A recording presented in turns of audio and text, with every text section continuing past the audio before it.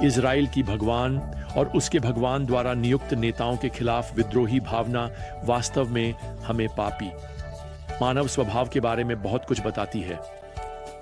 भगवान की उनके विद्रोह पर प्रतिक्रियाएं हमें भगवान के बारे में बहुत कुछ बताएंगी।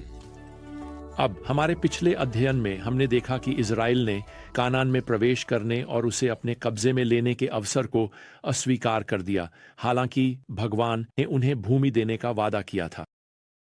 20 साल और उससे ऊपर के हर इजरायली को उस निर्णय के लिए जिम्मेदार ठहराया जाएगा। भगवान ने उन्हें जंगल में 40 वर्षों तक भटकने की सजा दी, जिसके दौरान इन सभी वयस्कों की मृत्यु हो जाएगी। अब अगर आप गणना करें और हम केवल यहां अध्याय 1 में जनगणना के आधार पर एक मोटा अनुमान लगा सकते हैं, तो जंगल में 1 बिलियन से थोड़ा अधिक लोग मरेंगे।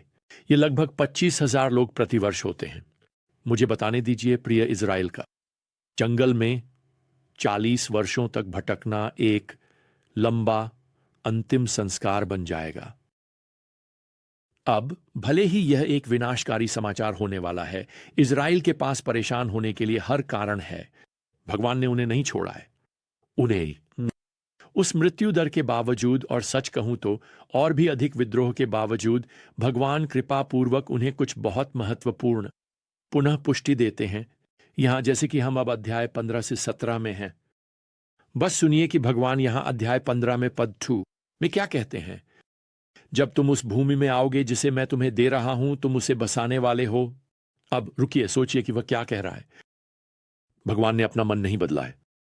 वह इस राष्ट्र को भूमि का अपना वादा पुनः पुष्टि कर रहे हैं।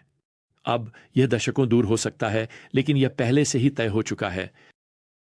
अब भगवान इस अध्याय में उन विभिन्न कानूनों को फिर से बताने के लिए आगे बढ़ते हैं जो उन्होंने उन्हें सीनाई पर्वत पर दिए थे। यहां भगवान पद 3 में उनसे कहते हैं, जब तुम भगवान को झुंड या बकरियों से कुछ अर्पित करते हो तो तुम एक अनाज का अर्पण लाओगे और तुम जल अर्पण के साथ या बलिदान के लिए प्रत्येक मेमने के लिए 1/4 हीन शराब का पेय अर्पण करोगे।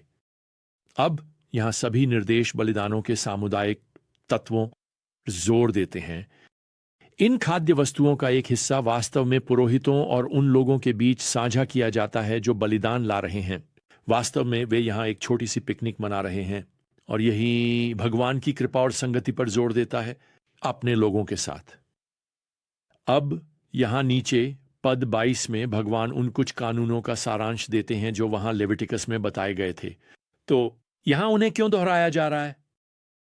फिर से यह एक नई पीढ़ी है। उन्हें यह जानने की आवश्यकता होगी कि जब वे समझेंगे कि उन्होंने पाप किया है तो उन्हें क्या करना चाहिए। अब उम्मीद है वे अपने माता पिता की तरह नहीं होंगे जो स्वीकार करने में बहुत धीमे। तो यहां आमंत्रण है कि वे खोजें क्षमा, और वह आमंत्रण स्पष्ट और जोरदार है। वास्तव में हम यहां पद 25 में पढ़ते हैं, पुरोहित सभी समुदाय के लिए प्रायश्चित करेगा और उन्हें क्षमा किया जाएगा। आप जानते हैं, प्रायश्चित शब्द पद 25 से 29 में 3 बार आता है। यह भगवान का तरीका है यह बताने का कि क्षमा उपलब्ध है यदि वे उसके प्रतिस्थापन बलिदान की योजना के माध्यम से उसकी ओर आएं। अब तरीके बदल गए हो सकते हैं आज, लेकिन समाधान अभी भी वही है। अब हमारे पापों के लिए हमें यीशु मसीह के प्रतिस्थापन प्रायश्चित बलिदान माध्यम से क्षमा मिल गई है। अब अध्याय 15 यहां समाप्त होता है, जिसमें भगवान के निर्देश हैं पद 38 में कि वे अपने वस्त्रों के कोनों पर झुंड बनाएं। अब यह हमें थोड़ा अजीब लग सकता है, लेकिन यह प्रथा एक निरंतर याद दिलाने के रूप में बनाई गई थी भगवान के शब्द का पालन करने के लिए। वे पहन रहे थे उस याद दिलाने वाले को। अब यहां अध्याय 16 में भगवान न केवल राष्ट्र के प्रति अपनी वचनबद्धता को फिर से पुष्टि करते हैं, बल्कि वह राष्ट्र के लिए अपने नेताओं को फिर से पुष्टि करते हैं। अब आपके पास एक लेवी व्यक्ति है जिसका नाम कोरा है, साथ में 2 सहयोगी। वे 250 पुरुषों का एक विद्रोही गठबंधन बनाते हैं। वे यहां मूसा और हारून के पास आते हैं और वे यह शिकायत करते हैं पद 3 में, तुम बहुत आगे बढ़ गए हो, क्योंकि सभी समुदाय पवित्र हैं और भगवान उनके बीच हैं, तो फिर तुम क्यों खुद को भगवान की सभा से ऊपर उठाते हो? अब यह शिकायत मिरियम और हारून की शिकायत की तरह लगती है। जो अध्याय 12 में थी, लेकिन यह यहां बहुत अधिक गंभीर है। कोराह के समर्थकों में लेवी लोग, वे तंबू के फर्नीचर को उठाने से थक गए हैं। वे पुरोहितों के सहायक हैं। वे सिर्फ तंबू स्थापित नहीं करना चाहते, वे तंबू का संचालन करना चाहते हैं। वे पुरोहित वर्ग का हिस्सा बनना चाहते हैं। लेकिन वे अपना मामला पेश करते हैं। क्या आपने देखा? बहुत चतुर तरीके से वे यहां मूसा और हारून पर आरोप लगाते हैं कि वे अपने लिए महिमा चाहते हैं। क्या आपने देखा?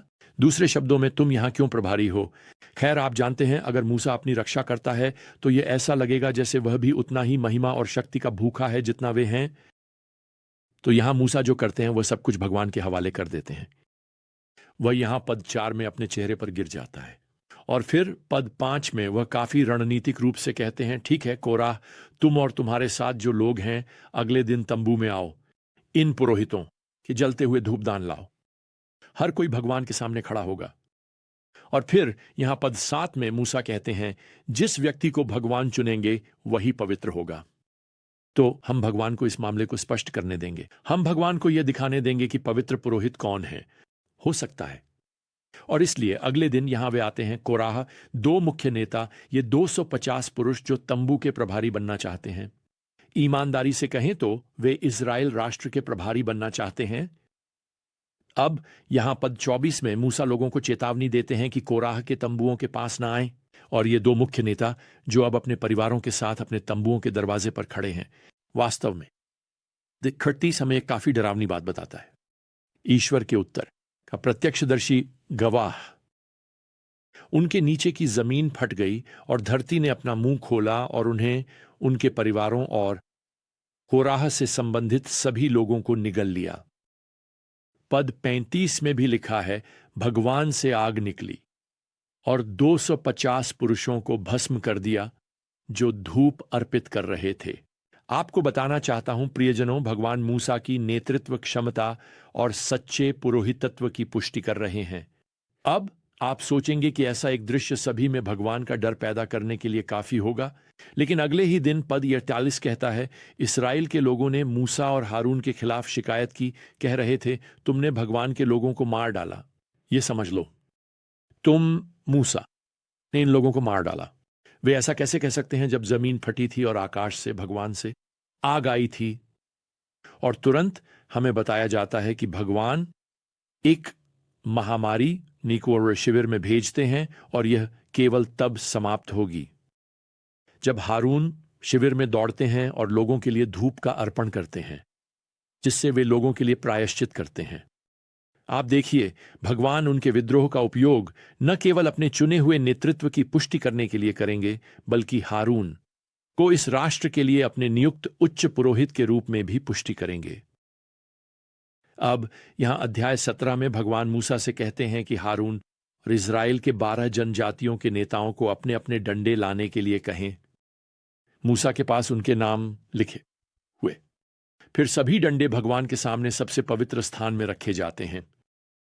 अब पद 8 हमें बताता है कि अगले दिन जब मूसा डंडे बाहर लाते हैं, हारून का डंडा चमत्कारिक रूप से अंकुरित हो गया और ताजे बादाम सचमुच उस मृत लकड़ी के टुकड़े से लटक रहे हैं जो पहले था। तो यह सार्वजनिक चमत्कार भगवान के द्वारा चुने गए उच्च पुरोहित पर स्वीकृति की मुहर लगाता है।